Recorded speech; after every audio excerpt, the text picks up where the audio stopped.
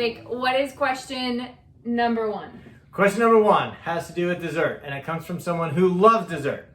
I love dessert.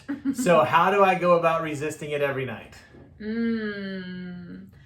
So resisting it every night. What does resisting even mean? What do you think they mean?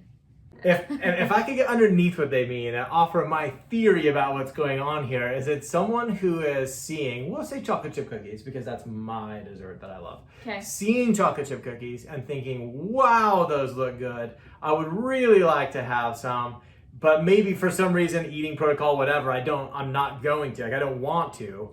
And they're like, oh, I shouldn't think those chocolate chip cookies are so good.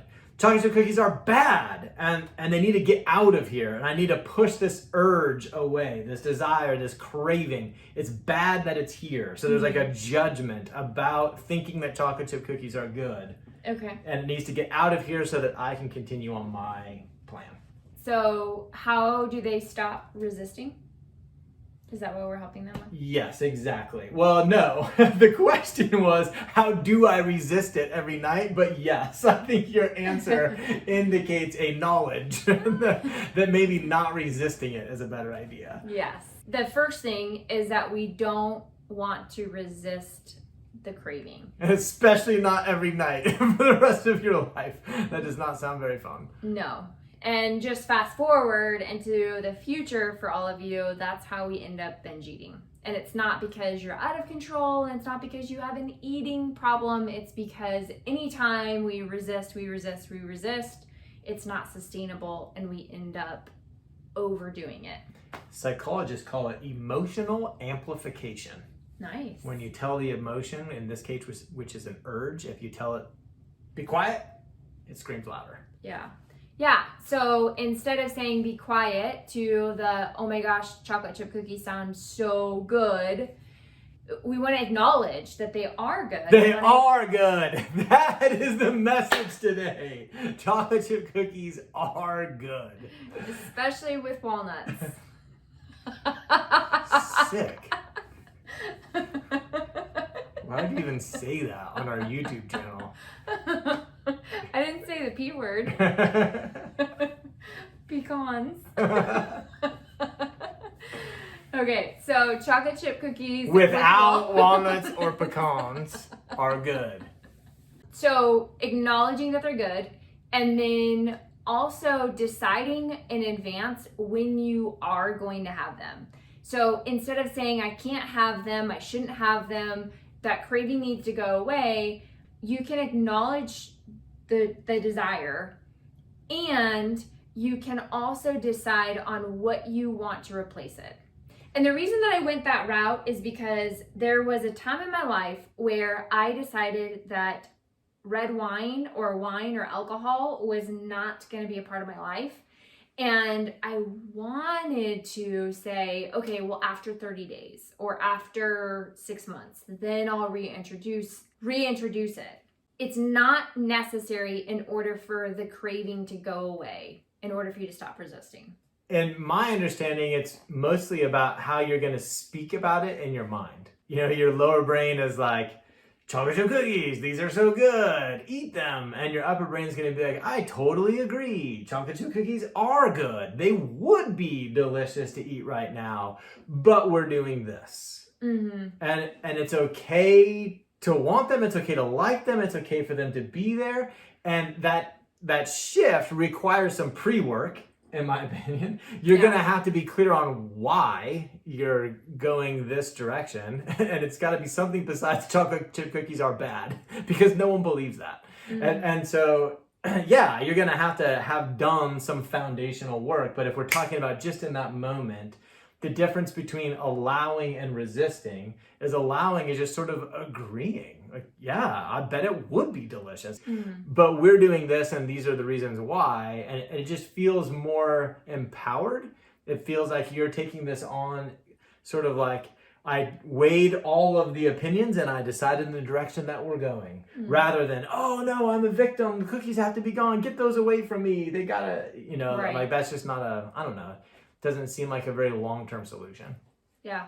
Another way is that you can list all the reasons why you're choosing not to give into that. If you're wanting to not give into a craving every night, knowing why that is important to you is really valuable. And so for me, what it sounded like was my energy crashed. I got more cravings. It would put on weight. It took away from my athletic performance. Getting clear on those reasons why it was giving a negative impact on my life helped me to stay focused and empowered when that sounds so good. I was able to acknowledge and then look at why I'm choosing this and then make it from an empowered place. And sometimes you can even try planning it. Like, I know that we've said that before to clients, like, oh, why don't you just put it on your plan?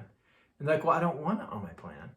I don't like that's a really good way to sort of expose some of that stuff. Like, well, I don't get it. Why not just eat the chocolate cookies every night? Well, I don't actually want to do that because blank, blank, blank. And it's a good way to see your reasons why you're like, no, this is just, I'm sure it's good. This is what we're doing. First, stop resisting it. Second, acknowledge the craving. Yes, chocolate chip cookies are good. Third, get really clear on the reasons why you don't want to say yes to that craving. And did I miss anything? Well, I would just add one that's kind of fun is to start being proud of yourself for allowing urges. And then it's like almost, it becomes more of an opportunity.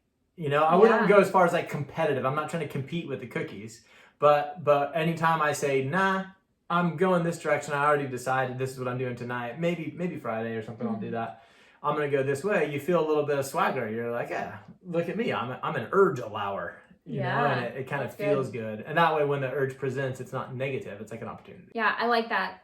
It also embraces and like welcomes the urge, the craving, which is a great skill to build. Great. I love that. Urge allowers unite. All right. Question number 2. Question 2. Mustang or Jeep? Mustang. Obviously Jeep. If you don't know the source of this question, I drive a Jeep. Whit drives a Mustang. She drives a convertible Mustang. It is very fun to drive.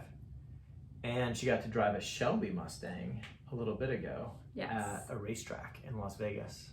Who doesn't want to go fast? Like when you're getting on the interstate, who wants to push the pedal and be maxing out at the acceleration without really getting much speed, like a turtle? I don't know. Who does? I don't know. If you want to experience where you feel like you're going in the mud when you're trying to get onto I-35, then drive a Jeep. What if there's actually mud? If there's actually mud, then don't dirty your car. Don't drive. What if you need to get somewhere, but there's actually mud? Where do you need to go where there's mud? It's when you drove away from your home, rained, got muddy. You need to get back to your home. Okay, so if you live in a very muddy place, Jeeps are good. Otherwise, Mustangs are the best. I'm just going to edit that to Whit saying Jeeps are good. Jeeps are good. Jeeps are good. Jeeps are good. No, what I said... I actually have a take on this that I think might be unpopular.